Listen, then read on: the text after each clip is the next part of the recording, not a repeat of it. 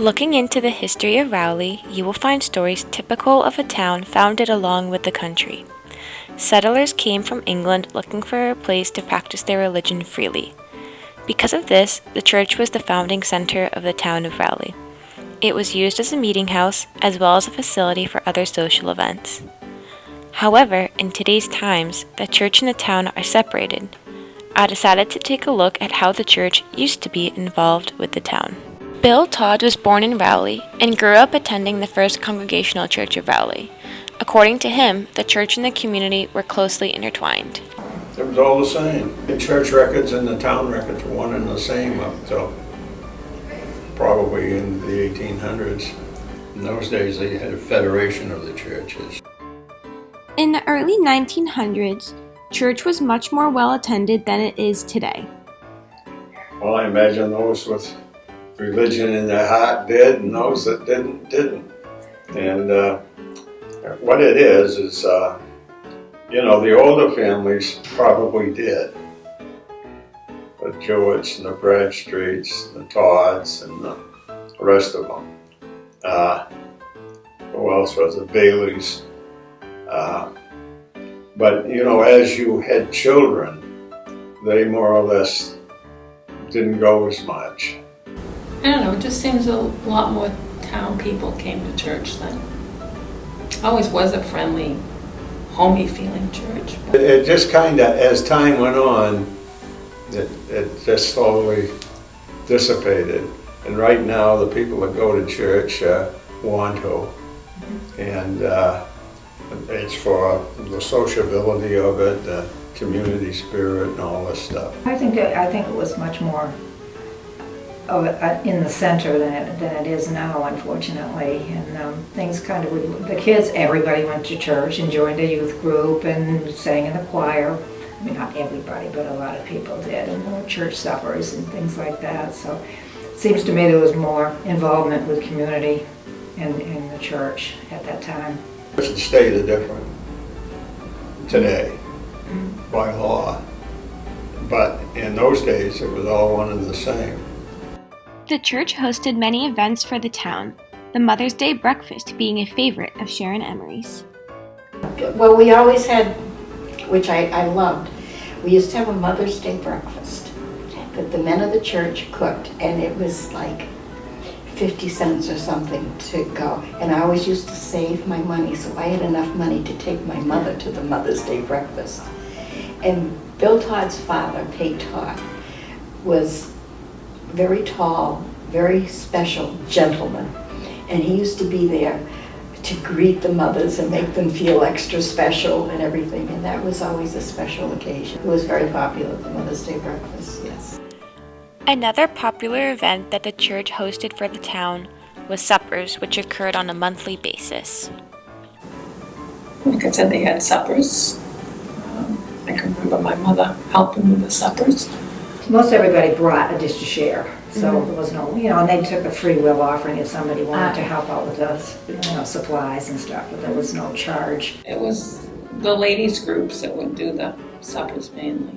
Lawrence Stewart Society that would do the suppers. Okay, we used to put on a lot of suppers.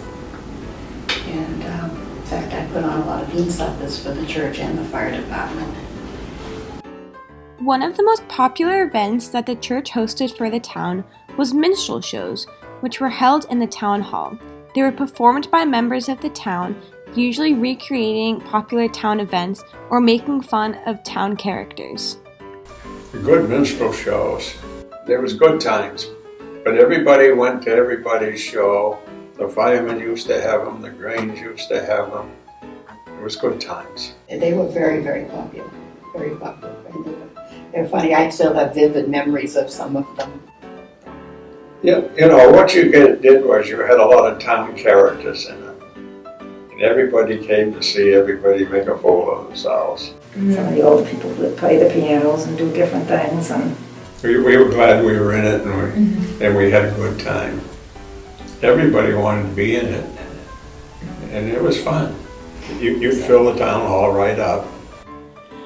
The church used to be a home of a community basketball team, which played high schools in the area as well as other churches in the area.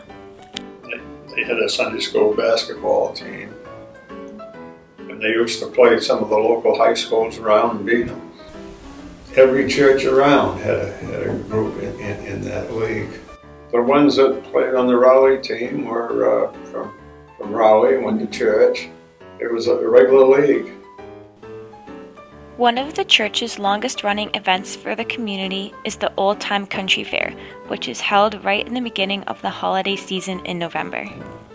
You know, it got to the point, at one point, that it was mostly just like a yard sale. And so there were actually 4 couples. My husband and myself, Sue and Charlie Hazen, Linda and Bruce Wood, and Don and Laura Russo, who got together with the church and said, we need to do something with this fair. And brought it up to what it is today. I mean, it was earning like $1,000, $1,500 as a rummage sale, and now it's bringing in close to $10,000. Along with the fair, there used to be a Christmas workshop. They always had like, at Christmas, they always had like a Christmas workshop a couple weeks before Christmas. That was always fun, and families would go. Christmas decorations for your house, like wreaths and those logs where you put candles in and things. But it was just more of a social event, but it was a fun event. In order for an event to occur, the idea had to be run by either the selectmen of the town of Rowley or by leaders at the church. Oh, you just got permission from the selectmen, and you put it on. Well, if you knew of an event, the church cabinet would be the people you'd go to and say, I would like to do something, and work through it and get help. And then if the church needed something, they would look out to say, we need to do this, so there are people here that can help. In order for some of the events to occur, the church had to host fundraisers, one of which was headed by Sharon Emery. One of the things we did, now I know that you would notice when you come out of the sanctuary and you go into the parish hall, there was a great big quilt on the wall. That was a fundraiser. It was Afghans, and the way we did that is I saw one in another town, and I got a hold of the people that made it. And I went to the church and said, I will run this, would we like this? And so I got pictures of the different things around town and historical write-ups on them and everything. And then we had the quilt made, and we did pre-orders on the quilt to be able to pay for the quilt. And then we originally sold them in green, red, and blue. And when we got down to we had one left, we took some of the funds that we made with that, and we had that one framed to have as a memory. Sharon also headed a project that sold historic town buildings that were carved out of wood and painted. We had little houses that we, with different things in town. That was another project that I did. Yeah, and we did that, and we actually earned the next money to help them pay for the roof on the church. In today's times, the church is still involved with the community, but in different ways. We host different groups, such as Alcoholics Anonymous, the Council on Aging Exercise Group, Youth Group, and Boy Scouts. We host events such as the Church Fair, the Bookworm Cafe, pancake breakfasts, spaghetti dinners, firemen's breakfasts, and the S'mores Night. We also have a thrift shop that is open to the community. As I say, that was a lot of fun being in Rowley.